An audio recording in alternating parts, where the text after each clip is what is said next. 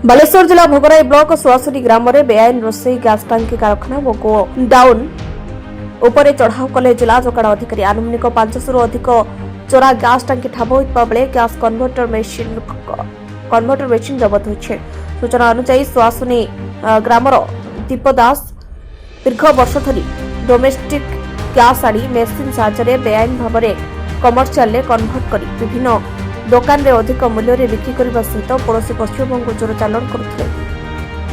कौनसी सूत्रु खबर पाई जिला जोगाण अधिकारी अचानक चढ़ाऊ करथिले, मात्र घर मालिक घर भीतर पटु कबाट लॉक करी कन्भर्ट मेसिन को घर पछपट जंगल और गाड़ी को फिंगी छु मारिछन्ते। घटनास्थल में पुलिस पहुंची कबाट भांगी गैस टांकी गुड़ी को जबत करने प्रयास आरंभ करथिबा बेले जंगल कन्भर्ट मेसिन को जबत करिछि।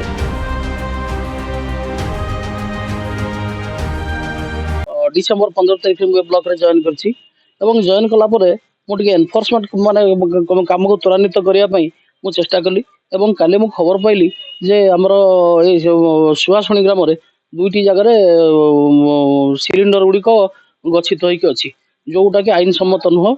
एवं काली रात रे मु आसी बुलिकरी गली एवं देखिकरी गली कोठी कोठी अछि सिलिंडर।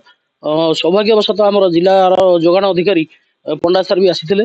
मु तांको जणैली एक कथा जणैला परे आमे आज आसिक मिलित भाव चढ़ऊ कर गैस सिलिंडर को जबत कर।